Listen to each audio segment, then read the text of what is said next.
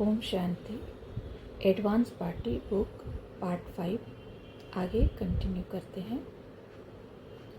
आज अव्यक्त बाप दादा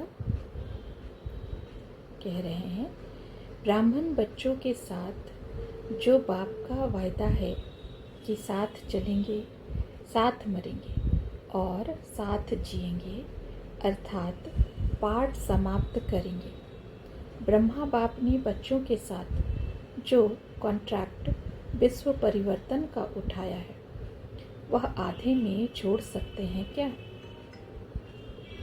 स्थापना के कार्य में निमित्त बनी हुई नींव बीच से निकल सकती है क्या? कर्म करके दिखाने के निमित्त बनी हुई आत्मा अंत तक साथी और सहयोगी अवश्य बनती है। सीटी बजे और आप सीट पर बैठ जाओ, ऐसी गारंटी है? कोशिश शब्द कहना माना कोई शक है। कल्प पहले सीट पर नहीं बैठे थे क्या?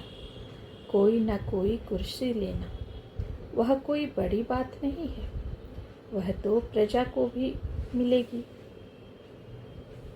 लेकिन फर्स्ट सीट के लिए सदा अपने को एवर रेडी बनाना पड़े।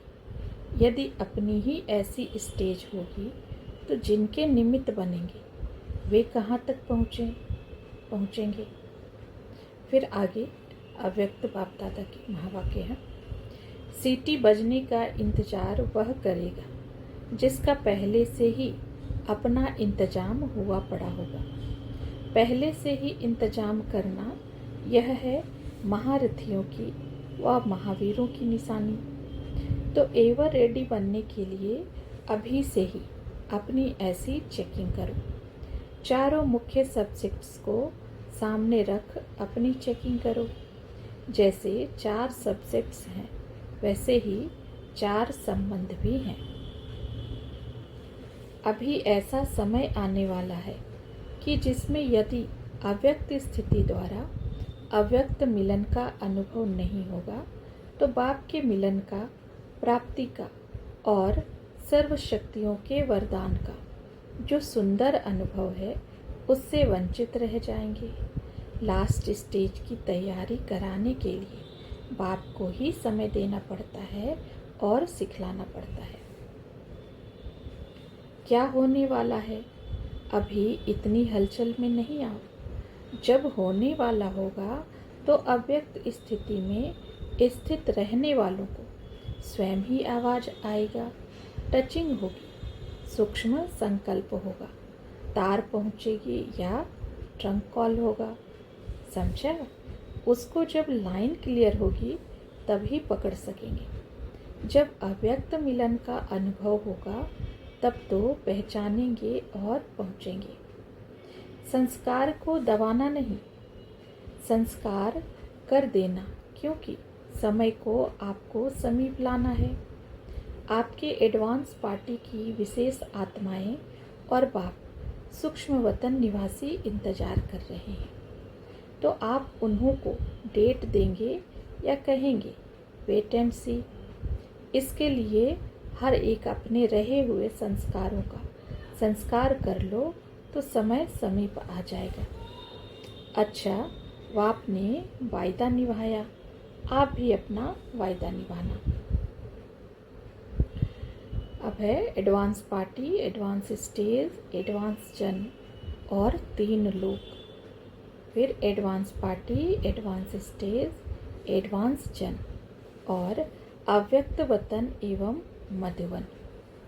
जैसे मधुवन ब्राह्मणों अर्थात एडवांस स्टेज वाली आत्माओं के रिफ्रेश होने का स्थान है, इसलिए सभी ब्राह्मण जब तक मधुवन में नहीं आते तब तक उनको सच्चा ब्राह्मण भी नहीं कहा जा सकता है। और जो पुराने हैं उनको भी रिफ्रेश होने के लिए मधुवन में आना ही होता है और आना ही चाहिए। अव्यक्त बाप दादा का साकार में मिलन का स्थान भी मधुबन ही है। ऐसे ही अव्यक्त बाप दादा एडवांस पार्टी वाली आत्माओं को सूक्ष्म वतन में बुलाकर रिफ्रेश करते हैं, उनको प्रेरणा देते हैं। उनको संगम युगी कर्तव्य की स्मृति दिलाते हैं, जिसके आधार पर वे एडवांस पार्टी के जन्म में यह सब कार्य करने में समर्थ होते हैं। इस प्रकार हम देखते हैं कि प्रत्यक्ष ब्राह्मणों अर्थात एडवांस स्टेज वाली आत्माओं और अप्रत्यक्ष ब्राह्मण अर्थात एडवांस पार्टी वाली आत्माओं की पालना अव्यक्त बाप दादा ही करते हैं, इसलिए दोनों ही ब्राह्मण हैं। एडवांस जन्म वाली आत्माओं यथार्थ में तीनों लोकों का ज्ञान नहीं होता है। भले भी साकार लोक में पाठ बजाते हैं, परंतु साकार लोक के भूतकाल और भविष्य के विषय में कोई ज्ञान नहीं होता है। संगम युग में किए पुरुषार्थ के आधार पर वे वहाँ वर्तमान में खुश मौज में रहते हैं। उनको न भूतकाल का कोई चिंतन होता है और न भविष्य की कोई चिंता होती है। सूक्ष्म वतन, मूल वतन और साकार वतन अर्थात ब्रह्म तत्व और आकाश तत्व के सम्मिश्रण से निर्मित क्षेत्र है, इसलिए सूक्ष्म वतन का कोई स्वतंत्र तत्व नहीं है। परमात्मा ने भी वहाँ के तत्व के विषय में कुछ नहीं कहा है। सूक्ष्म वतन के ऊपरी भाग अर्थात ब्रह्म तत्व के साथ वाले क्षेत्र में फरिश्ता स्वरूप वाली अर्थात संपूर्णता को पाई आत्माएं रहती हैं और नीचे के भाग अर्थात आकाश तत्व के साथ वाले क्षेत्र में वे आत्माएं जिनको कुछ समय के लिए सूक्ष्म शरीर मिला है और फिर उनको इस साकार लोक में जन्म लेना है, वे विचरण करती हैं। वह सूक्ष्म वतन में है इनका संपूर्ण रूप। ऐसे मम्मा का भी है, तुम्हारा भी ऐसे ही संपूर्ण रूप बन जाता है। बाप ने यह भी समझाया है कि बाबा कर्म क्षेत्र पर पाठ बजाने भेज देते हैं, मुख से कुछ बोलते नहीं हैं। यह भी ड्रामा बना हुआ है। ड्रामा अनुसार हर एक को अपने अपने समय पर आना है। बाप तो इस सृष्टि चक्र का ज्ञान देते हैं। अब है साकार बाबा के वाक्य। बाप कहते हैं, मैं राम राज्य अर्थात स्वर्ग स्थापन करने आया हूँ। तुम बच्चों ने अनेक बार राज्य लिया है और फिर गवाया है। अभी फिर बाप से राज्य ले रहे हो। अभी तुम त्रिकालदर्शी बन गए हो। अभी रावण राज्य का कितना भक्का है, यह है पिछाड़ी का भक्का। फिर यह सब खत्म हो जाएगा। यह विमान आदि वहाँ भी होंगे। कोई बनाने के संस्कार ले जाएंगे, फिर वहाँ आकर विमान आदि बनाएंगे। अभी तुम बच्चों को बाप ने समझाया है कि मूल वतन जहाँ सभी आत्माएं रहती हैं, फिर बीच में है सूक्ष्म वतन, यह है साकार वतन। खेल सारा यहाँ चलता है। यह सृष्टि का चक्र फिरता ही रहता है। तुम ब्राह्मण बच्चों को स्वदर्शन चक्रधारी बनना है, देवताओं को नहीं। भक्ति में पैसे बर्बाद करते सीढ़ी नीचे उतरते ही आए हैं।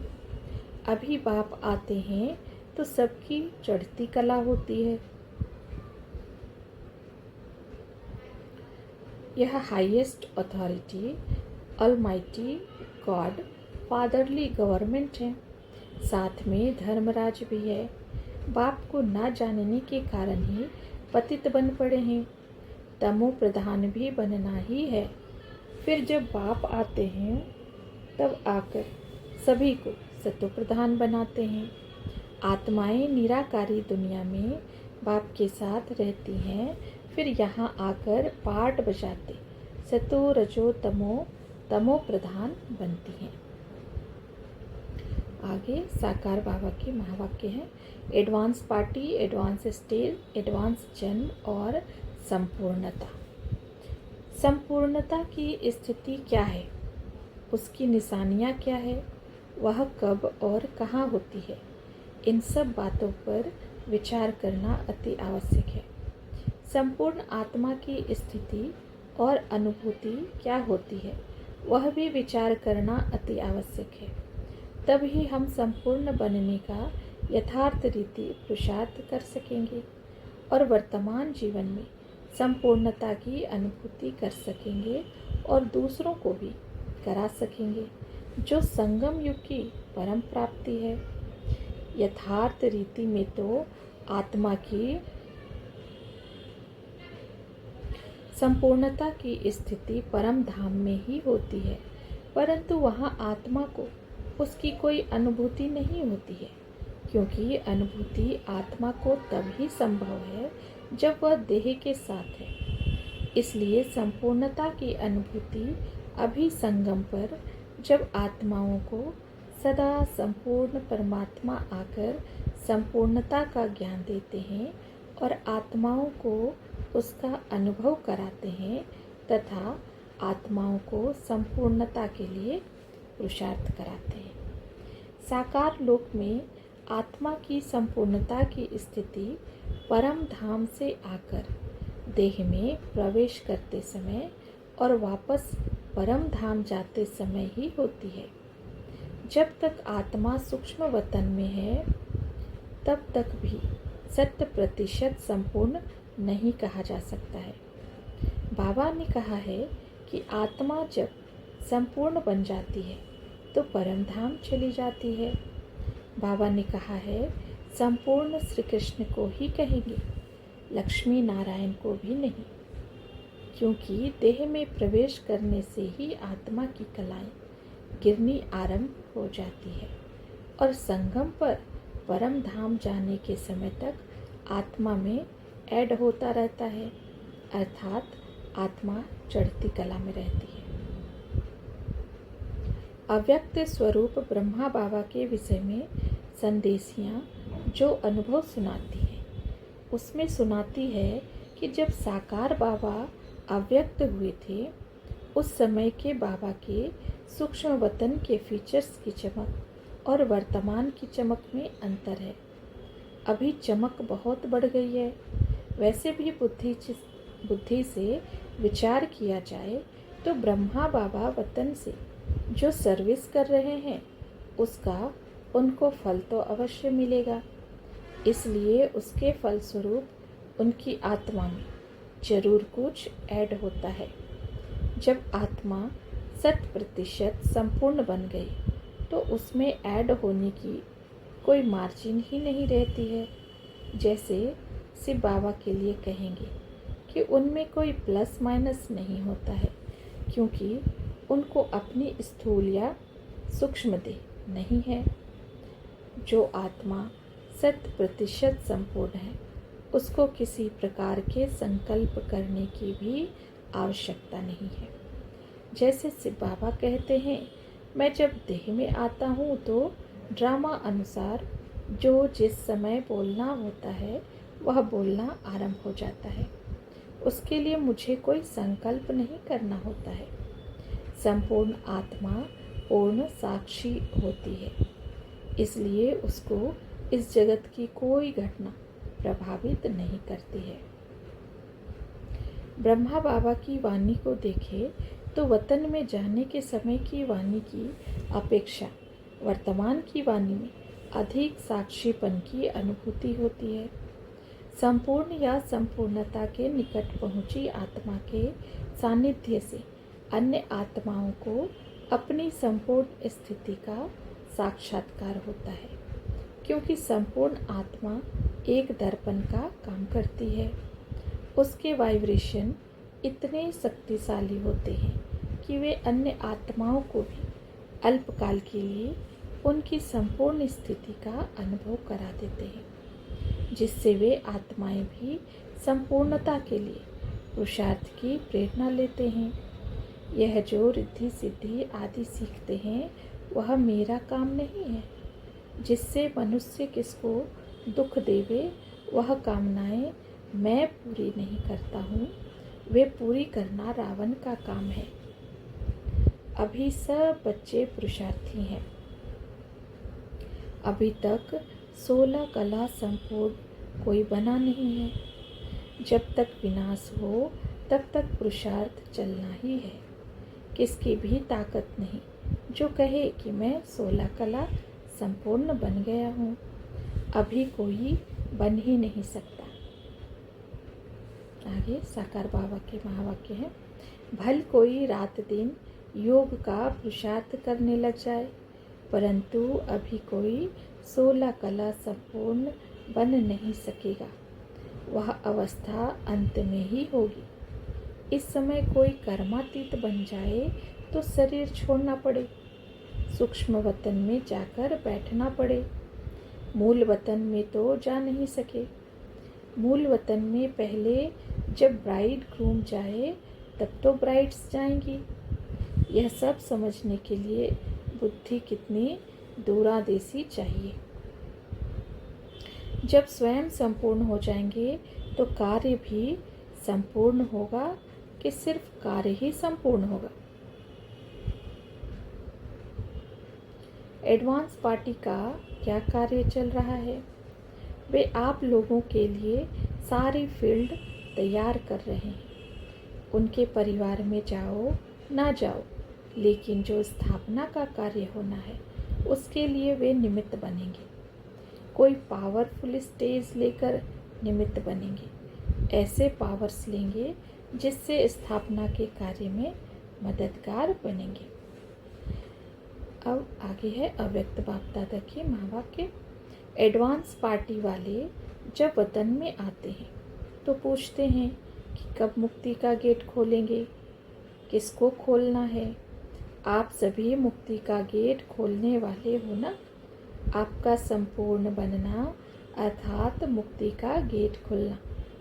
अभी अभी अपने मन में यह प्रॉमिस करो कि कभी भी व्यर्थ संकल्प नहीं आने देंगे। यह हो सकता है।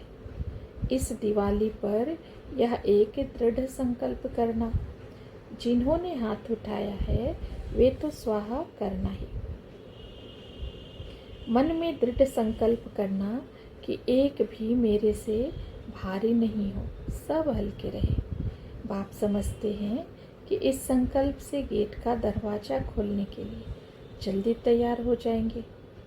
चेक करो, कोई भी हमारे से नाराज तो नहीं, लेकिन भारी भी नहीं होना चाहिए। मुख्य बात, चाहे भारतवासी चाहे फॉरेनर्स, अपने को जल्दी जल्दी ऐसे संपन्न बनाओ जो आप सबकी संपन्नता मुक्ति का गेट खोल दे। तब तो श्रेष्ठ संग में रहने वालों का रूहानी रंग भी सभी को दिखाई देना चाहिए। कोई भी देखे तो उनको यह अनुभव हो कि यह रूहानी रंग में रंगी हुई आत्माएं हैं। अंत की डेट सभी की प्रत्यक्षता के आधार पर है। ड्रामा प्लान अनुसार आप श्रेष्ठ आत्माओं के साथ पश्चाताप का संबंध है। जब तक पश्चाताप नहीं किया है तब तक मुक्ति धाम जाने का वर्षा भी नहीं पा सकते। अभी अपने आगे ही अपनी संपूर्ण स्टेज प्रत्यक्ष नहीं है तो औरों के आगे कैसे प्रत्यक्ष होंगे? क्या अपनी संपूर्ण स्टेज आपको श्रेष्ठ दिखाई देती है? वास्तव में संपूर्ण स्टेज नॉलेज से तो सभी जानते हैं, लेकिन अपनी संपूर्ण स्टेज अपने आप को दिखाई देती है। मैं कौन हूँ? यह पहेली हल हुई क्या? जब औरों को कल्प पहले वाली बातें याद दिलाते हो तो याद दिलाने वालों को अपने आप की तो याद होगी ना। आगे अव्यक्त बाप दादा के महावाक्य हैं, अंत समय दूसरों के प्रति ही हर सेकेंड हर संकल्प होगा और कुछ भी याद नहीं होगा। अभी तो अपने पुरुषार्थ व अपने तन के लिए समय देना पड़ता है, शक्ति भी देनी पड़ती है। फिर यह स्टेज समाप्त हो जाएगी। फिर यह पुरुषार्थ बदली होकर ऐसा अनुभव होगा कि हर सेकंड और हर संकल्प अपने प्रति न जाए बल्कि विश्व के कल्याण के प्रति ही हो। इसको कहा जाएगा संपूर्ण अर्थात संपन्न। अगर संपन्न नहीं तो संपूर्ण भी नहीं, क्योंकि संपन्न स्टेज ही संपूर्ण स्टेज है। तो ऐसे अपने पुरुषार्थ को और ही महीन करते जाना है। विशेष आत्माओं का पुरुषार्थ भी जरूर न्यारा होगा। अभी तो दाता के बच्चे दातापन की स्टेज पर आने हैं। देना ही उनका लेना है, लेना होना है। आप आत्माओं की संपन्न स्टेज ही संपूर्णता को समीप लाएगी। आगे है अव्यक्त बाप दादा के महावाक्य। Advance party, advance stage, advance जन और हिसाब किताब। Advance party, advance stage, advance जन और कर्म भोग। एडवांस पार्टी, एडवांस पार्टी वालों का प्रायः पुराने कल्प का हिसाब किताब पूरा हो जाता है। नाम मात्र हिसाब किताब होता है, जिसके आधार पर वे उन माता पिता के पास जन्म लेते हैं, उनको खुशी प्रदान करते हैं और उनके सहयोग से अपना कर्तव्य पूरा करते हैं। बाबा ने कहा है, एडवांस पार्टी वाली आत्माएं भी पूरा कर्मातीत नहीं होती हैं, इसलिए उनको एडवांस पार्टी के रूप में जन्म लेना होता है। कुछ हिसाब किताब बाकी होता है, जिसके कारण उनको कुछ कर्म भोग भी हो सकता है, परंतु वह कर्म भोग नाम मात्र होता है, इसलिए वह उनको दुखी बहुत कम करता है। अर्थात कर्म भोग की महसूसता ना के बराबर होती है। एडवांस पार्टी वालों का एडवांस जन्म लेने वालों के साथ नए कल्प का हिसाब किताब होता है, जिसके आधार पर वे उनको जन्म देते हैं और फिर परम धाम जाकर उनके पास आकर जन्म लेते हैं या उनके संबंध में आते हैं। सारी दुनिया विनाश हो जाती है। बहुत थोड़े संगम युग में रहते हैं। कोई पहले से शरीर छोड़कर जाते हैं, फिर सतयुग में आने वालों को रिसीव करेंगे। जो अभी संगम से जाते हैं वे नंबरवार पुरुषार्थ अनुसार सुख में ही जन्म लेते हैं। सुख तो उनको देखना ही है, बाकी थोड़ा दुख भी देखना है, क्योंकि अभी कर्मातीत अवस्था तो किसकी हुई नहीं है। आगे साकार बाबा के महावाक्य है। कोई निर्बल आत्मा सामने आए तो क्या उस निर्बल आत्मा को बल देने वाले बने हो या अभी तक स्वयं में ही बल भरते जा रहे हो? दाता हो या लेने वाले बने हो? सर्व शक्तियों का वर्षा प्राप्त कर चुके हो या अभी प्राप्त करना है? अगर अंत तक किसी भी आत्मा के द्वारा किसी भी प्रकार की सेवा लेते रहेंगे तो सेवा का रिटर्न क्या भविष्य में करेंगे? भविष्य प्रारब्ध भोगने का समय है या रिटर्न का फल देने का समय है? अच्छा, ओम शांति।